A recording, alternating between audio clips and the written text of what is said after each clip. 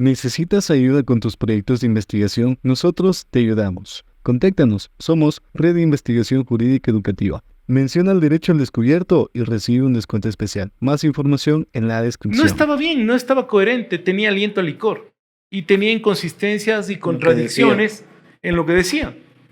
El policía acucioso lo lleva cerca del lugar de los hechos y el señor taxista lo identifica, dice, él es el conductor, yo lo vi. Entonces de ahí se procede a su detención. La fiscalía quiso extraer muestras sanguíneas, se negó. La policía quiso hacer examen de alcotest, al igual que la fiscalía y la policía, se negó.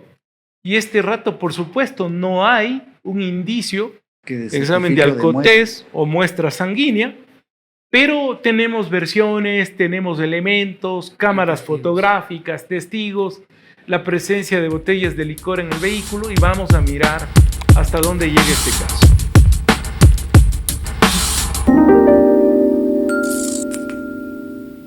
Hey, ¿qué tal, chicos? Bienvenidas una vez más a este capítulo, este nuevo episodio y un poco interesante, yo diría que demasiado interesante porque el día de hoy nos acompaña y yo creo que deberíamos presentarlo con todas las loas porque es un personaje muy reconocido aquí en nuestra querida ciudad, la Sultana de los Andes, Riobamba como tal. No, el día de hoy nos acompaña el doctor José Luis Díaz. Doctor, bienvenido a este espacio Derecho al Descubierto, porque como su nombre lo dice, hoy vamos a hablar netamente del derecho y qué mejor que con un personaje representativo y emblemático. Doctor. Muchas gracias por la invitación. Siempre es importante conversar y estos espacios esperemos que sean siempre un aporte para la comunidad. Me siento reconocido por la gentileza de la invitación y esperemos que al término del mismo sea realmente placentero para quienes nos miran. El objetivo es aportar siempre. Esa es la idea y como siempre he dicho y en todos los podcasts, todas las personas que salen en los podcasts como tal, la idea es que, como nuestro lema lo dice, derecho para todos, ¿no? Y es eso específicamente, tocando el tema como tal. Aquí el doctor presente, ustedes recordarán, aquí en nuestra ciudad, lamentablemente, tiempo atrás, doctor, no es mucho tiempo, ¿no? Que suscitó un accidente de un vehículo específicamente en la calle, cerca de la Carabobo, si no mal recuerdo, doctor, ¿no? Del cual usted ha sido partícipe, ¿no? De pronto, para irnos en tema en cuestión, ya el tema, al punto específico, muchos decían que se hablaba del accidente, una de las causas que el estado de embriaguez, ¿no? Mire, el alcalde de la ciudad, en su afán de poner radares en Riobamba, apenas ocurrió este accidente de tránsito, salió al paso y dijo, en Riobamba es necesario radares, porque este accidente se perpetra por la velocidad, cuando en realidad la investigación de la Fiscalía advierte todo lo contrario. La persona que conduce el vehículo causante del accidente festejaba su cumpleaños. Se había amanecido con familiares y parientes ingiriendo licor. Ingirió hasta más o menos las 7 de la mañana licor y ya embriagado se embarca en su vehículo y sale a buscar comida. Lamentablemente para las personas de la tercera edad, ellos pretenden parar un taxi en la calle Olmedo y al hacerlo el señor taxista se apresta a bajarse para embarcarles a los dos ancianitos. Y la camioneta perpetra un impacto por la parte posterior y de plano causa la muerte y mutilación de algunos órganos de las personas de la tercera edad. Ambas perdieron la vida y Fiscalía, con los primeros datos y elementos que tenía, inicia juicio penal y le imputa al conductor del automotor un delito de muerte causada bajo los efectos del alcohol. La investigación se ha dado, hay elementos con los cuales Fiscalía este rato pretende ir a la siguiente etapa y en eso está esa investigación. Si no mal recuerdo, el tipo penal era la muerte causada por el estado de embriaguez, la conducción de un vehículo en estado de embriaguez. Sin embargo, algo muy importante y que de lo que conversábamos y de lo que mucho se ha hablado, ¿se puede o no se puede evitar que yo haga la prueba de alcoholemia en este caso? Yo tuve un caso muy parecido a este de la calle Olmedo. Es un alto directivo de la cementera, de la Cemento Chimborazo. Son las 2 de la mañana. Viene esta persona por una calle transversal y a un vehículo que va bajando la calle Ayacucho lo impacta en la puerta del conductor. Y bajo los efectos del estado de embriaguez, este alto directivo de la cementera provoca la muerte del señor taxista. Por asesoría de los abogados defensores, no se sometió al examen de alcotest, no se sometió a los test que nos permiten establecer El grado de alcohol. Claro, el grado de alcohol en un primer orden, pero hay otro test que es el psicosensométrico. Es para medir la coherencia en la conversación, le hacen caminar a una persona en línea recta, le miden la coherencia de sus expresiones. No se sometió a ningún tipo de peritaje, pese a que todos sabían que estaba en estado de embriaguez, pese a que las botellas se encontraban en el interior del vehículo. Claro, la fiscalía le imputa muerte en estado de embriaguez. El señor taxista se murió, se murieron otras personas en ese accidente. Y al llegar evidentemente a juicio, la jueza de primer nivel condena, reprocha el cometimiento del delito y califica la conducta como muerte en estado de embriaguez. Pero la Corte Provincial en apelación dijo: ¿en dónde está un estudio? ¿En dónde está una pericia? ¿En dónde está una muestra sanguínea que nos diga que el sujeto manejaba el carro en estado de embriaguez? La Corte Provincial cambia el delito y dice: esta es una muerte causada en estado común. Ese precedente, lamentablemente, ya existe y fue dado en una corte de Riobamba. Entonces, en este juicio que vamos a tener respecto a los ancianos o de los ancianitos, seguramente van a aplicar ese mismo mecanismo. Vamos a llegar en este caso hasta las últimas consecuencias para mirar cuál será el razonamiento de la Corte Nacional, porque si el caso amerita, lo impulsaremos hasta casación, que la Corte Nacional revise ese razonamiento de la Corte Provincial. Agotar todos los recursos necesarios hasta que efectivamente se logre lo que se quiere. No, una de las cosas que sí vendría bien aclarar, bueno, el peritaje, corríjame mal, doctor. Básicamente los peritos son los encargados que tienen que levantar indicios o muestras sobre algo que se ha dado, en este caso para determinar si existe evidentemente el señor estaba en estado de embriaguez y no, o no. Supongo que eso es lo que no se pudo determinar, ¿no?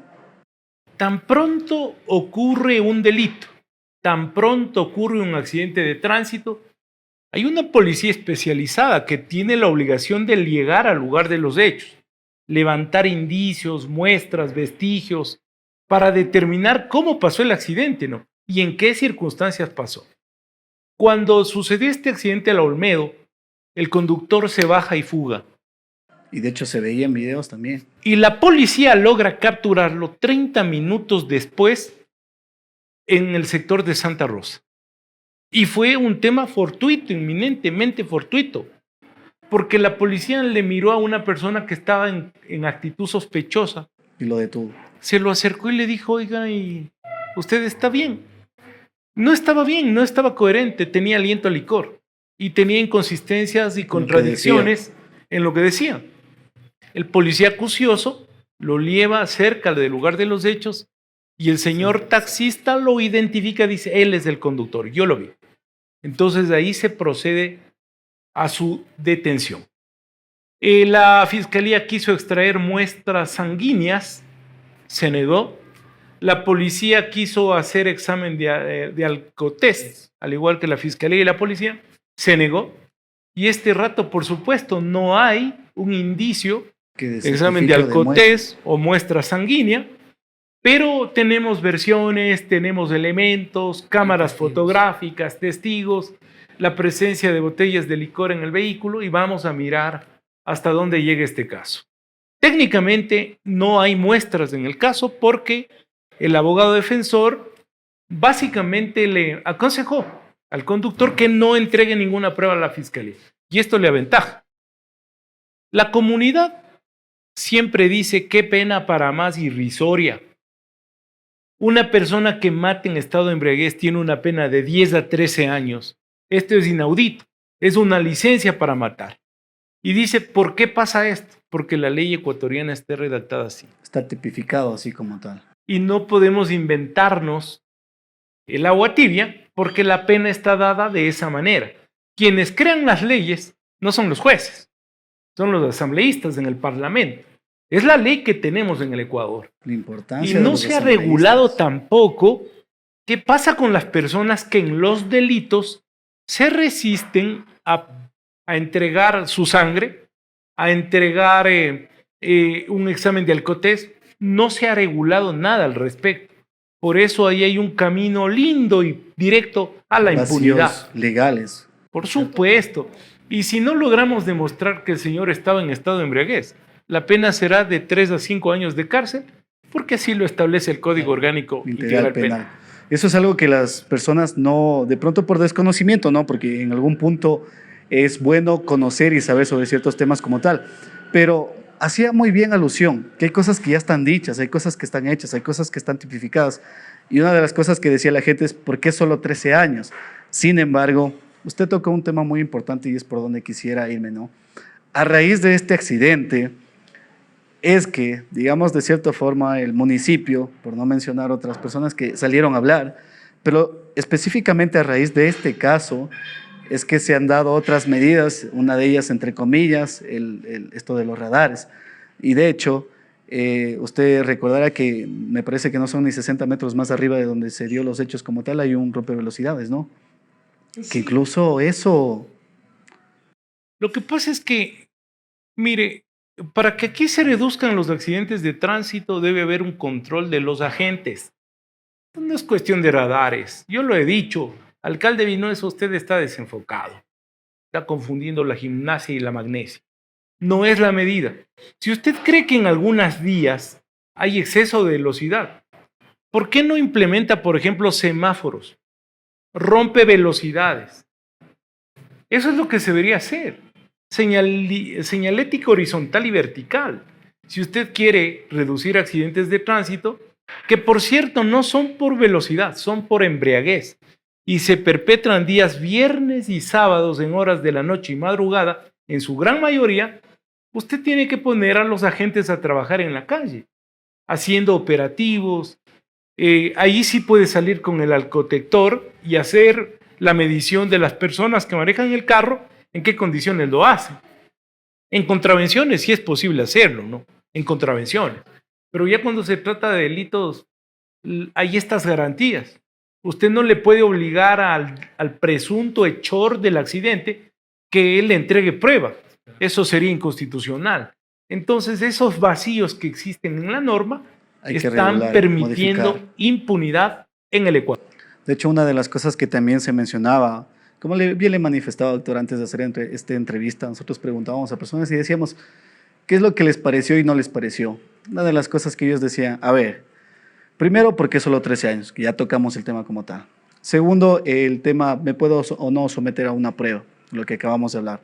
Tercero, hay una diferencia entre los agentes de tránsito y los policías, que eso entraría en temas de derecho, lo que viene a ser tema de ámbito y competencia, ¿no? En materia de tránsito, el control en Riobamba, en la ciudad, le corresponde a los agentes civiles de tránsito. Ellos son los encargados de llegar, cuando hay un accidente, inmediatamente levantar información, tomar procedimiento, pero hay un cuerpo auxiliar que tiene la Fiscalía General del Estado. Son los agentes de Javial, son los peritos, ellos también llegan al lugar. Ellos son los que tienen que establecer cómo se dio el accidente. Reconocer el lugar de los Ellos hechos. llegan, hacen una dinámica y la proyección de cómo pasó el accidente. Levantan los vestigios, huellas, datos, versiones de los que miraron.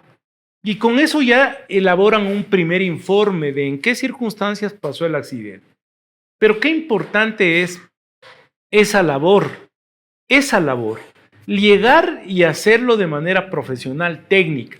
Si usted no lo hace de esa manera y la gente se amontona en el lugar, la escena se contamina y los vestigios desaparecen.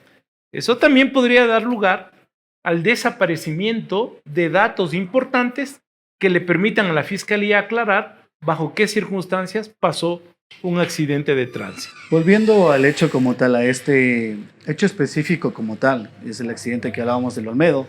Según tengo entendido yo, el hecho de que comete el acto como tal, en este caso un accidente, y se da la fuga, ¿esto se considera un agravante o estoy mal? Por supuesto, dejar en abandono a la víctima, no prestarle el auxilio necesario a la víctima, abandonarle a la víctima en el estado en el que se encuentra, eso constituyen agravantes.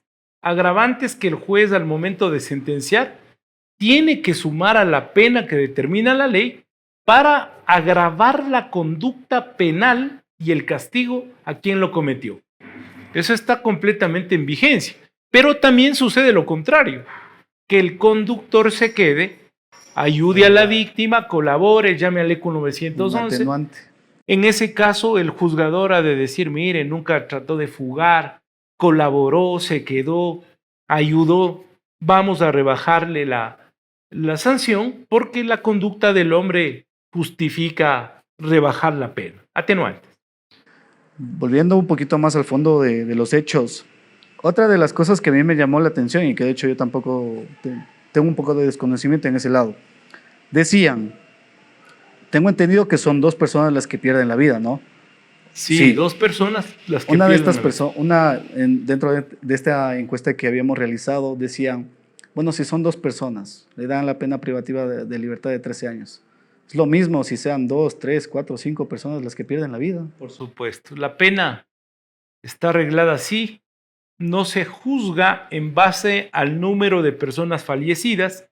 Si en el accidente hay un resultado de 10 personas muertas, la pena se castigará como un acto en concreto y no se juzgará fallecido por fallecido para imponer la pena, sino el acto como tal es uno solo y se juzga todo el acto, aunque sean 10, 20 o 50 las personas que han perdido la vida. Así está escrito en la ley y esos son los parámetros que la Fiscalía y los jueces tienen para juzgar aquellos casos.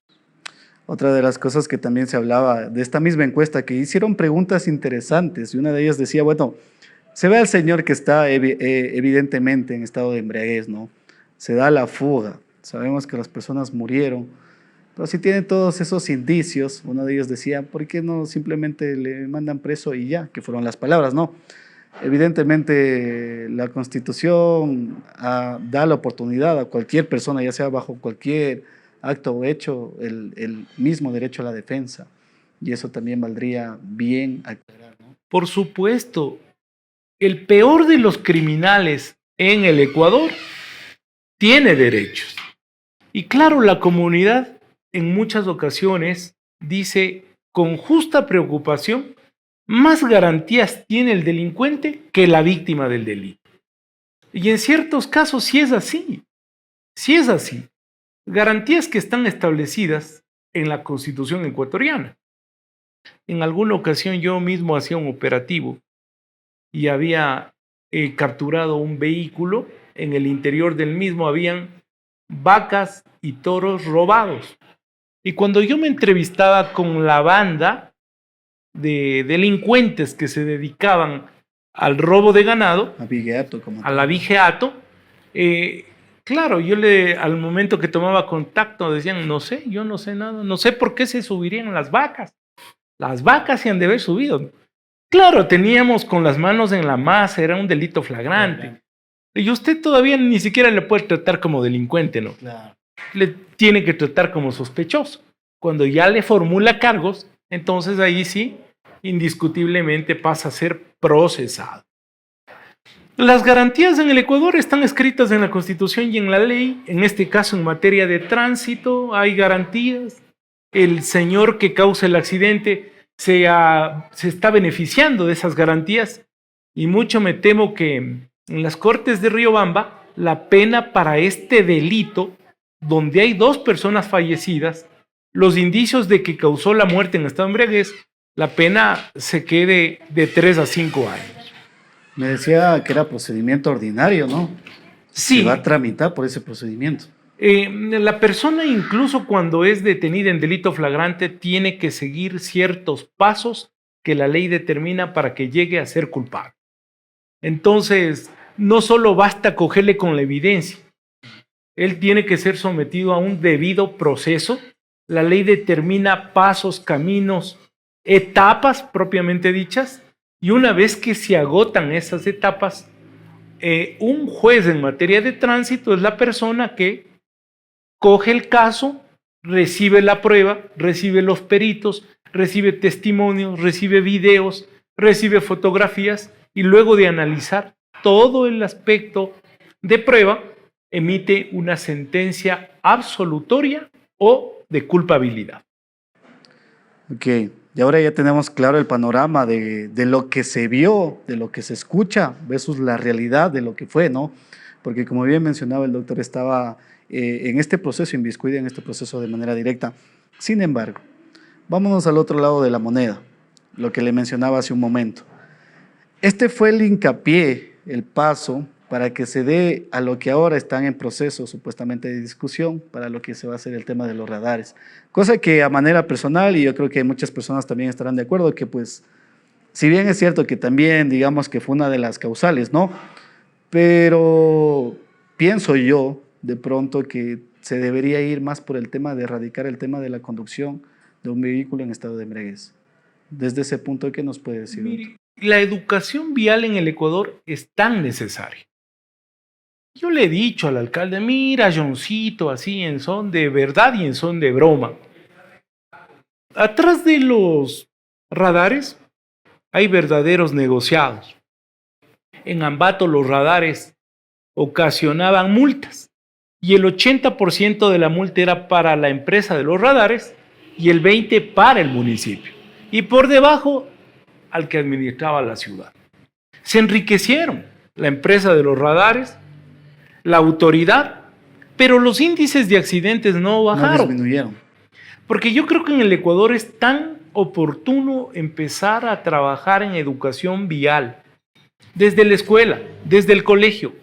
La responsabilidad de los conductores, lo que implica conducir un carro en estado de embriaguez, poner en riesgo su propia vida y poner en riesgo la vida de terceros.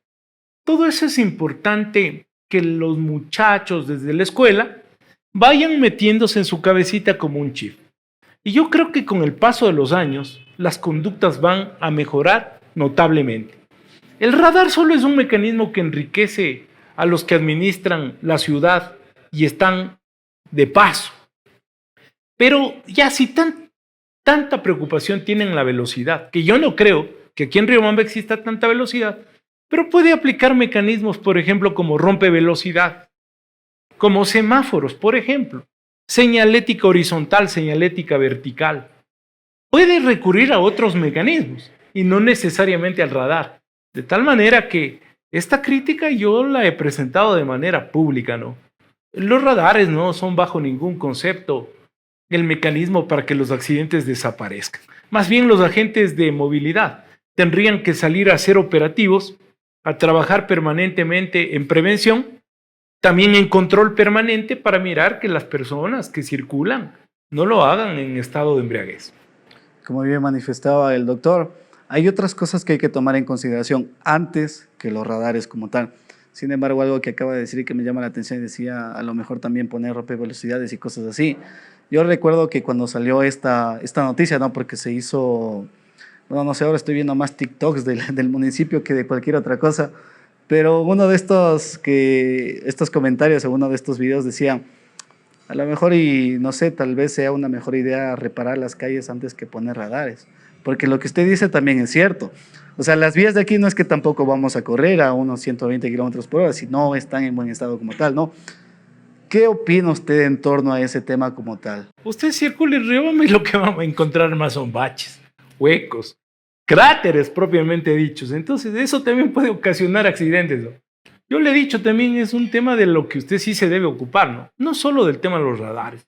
Póngales a las vías en perfectas condiciones, señalice bien la ciudad, semáforos en donde sea pertinente, Y yo creo que la movilidad va a ser más ordenada, ¿no? No solo los radares, que es un negocio propiamente dicho, es la solución a los problemas de accidentes que tiene la ciudad. Quería tocar este tema en específico porque quería ya meterme un poquito más al tema de derecho. He visto ahora que independiente del tema de que, bueno, si hay cosas que mejorar y arreglar, una de las cosas que a mí me llama la atención es que también ha aumentado el tema del CEROD. ¿Esto es ámbito y competencia del municipio? Sí, por supuesto. Hay una reglamentación. El espíritu de la ordenanza del CEROD era controlar la movilidad en el centro histórico. Pero si usted, como alcalde, decide que el CEROD ya no es en el centro histórico y decide pintar toda la ciudad de celeste, ahí ya miramos que el afán no es ordenar la movilidad en Riobamba, sino un rédito económico. Todos los ciudadanos de la calle Veloz, hay negocios, comercios, pequeñas empresas, pequeños comercios en este sector de la Veloz y de la Uruguay, levantaron inmediatamente su voz de protesta. Advirtieron que cómo se puede tomar esta medida sin socializar el tema y además advirtieron que esta medida iba a romper con el comercio y la economía de estos negocios. Inmediatamente los mandó a pintar de negro y dejó sin efecto el CEROD. Eso pasa cuando no se planifica, ¿no? Cuando uno cree que administrar una ciudad es como ponerse un pantalón. No, hay que conocer de reglamentación, de ordenanzas, del Código Orgánico de Organización Territorial, del COTAD propiamente dicho, y usted ahí sí puede tomar las decisiones más pertinentes para su ciudad. Una de las cosas que le manifestaba al doctor previo a hacer la entrevista como tal, muchas de las personas que nos ven, propiamente estudiantes de Derecho, abogados, en libre ejercicio y demás, pero enfocándonos más al tema de estudiantes de Derecho próximos a salir, ¿no? ¿Qué es lo que podría usted desde su punto de vista personal de pronto guiar, incentivar o motivar para evitar que todos estos tipos de problemas se den? Porque así como también mencionábamos anteriormente, hay vacíos legales. ¿Eso cómo lo podemos erradicar? Mire, cuando hay una contravención, por ejemplo, los agentes salen y hacen un operativo. Identifican que usted tiene aliento a licor. A usted le dicen, señor, sométase al alcotés. Usted dice, no, no quiero. Dice, vamos a hacer otra disposición que manda el COI. Vamos a someterle a un examen psicosensométrico. Ahí le hacen un diálogo, le dicen camine en línea recta, le hacen algunos parámetros de evaluación para mirar si usted está sano o está embriagado. Y yo he tenido casos en materia de contravenciones donde, por ejemplo, la persona no se hace ni el alcotest y no se hace el examen psicosensométrico. Y el juez considera que ha estado en el grado más alto de embriaguez y le condena con el máximo de la pena. Y pasa. Pero también he tenido casos donde no se hace alcotest, pero dice yo me quiero hacer el psicosensométrico y mantiene una conversación fluida con el agente de policía o con el agente de movilidad que le evalúa. Le dice en línea recta camina bien. Esos parámetros también yo he mirado que los jueces han adoptado para emitir una sentencia de absolución. Mire, una experiencia, un juez que tenía un razonamiento muy importante, que en paz descanse, el doctor Franklin Ocaña, una vez juzgó una conducta. Se trataba de un policía. Un policía se había pegado los tragos. El bandido se había amanecido tomando los tragos. Ya no podía conducir. Y llama el policía al ECU 911. Dice, solicito colaboración, compañeros. Y el ECU le manda un patrullero. Tienen una discusión que cómo vas a dar mal ejemplo, tú eres un policía. Y en lugar de ayudarle, le detienen. Porque este policía se porta malcriado contra sus compañeros. Hubo una discusión, una pelea, no sé qué hubo. Y le llevan al proceso para que sea sancionado y juzgado. El juez dijo lo siguiente: la tarea policial no solo es una tarea de castigo y de sanción. La conducta de la Policía Nacional también tiene que encasillarse en la prevención de los delitos. Si el agente, el policía, está chumado, no puede conducir su vehículo y coge y llama al ECU 911 y pide colaboración y sus compañeros vienen y más bien lo detienen. Esa no es la tarea de la Policía Nacional. Han debido colaborarle, porque hubiera sido más fácil no dar parte a nadie y coger el carro y manejar embriagado. Se ponía en riesgo el conductor y ponía en riesgo a terceros. Entonces, ¿cómo le pueden haber detenido? Llamó la atención a los policías por el procedimiento adoptado, le declaró inocente al conductor y ordenó que se haga una capacitación permanente en esta rama para que cada uno conozca el rol que debe adoptar, ¿no? No todo es sanción, no todo es detención y no todo es castigo.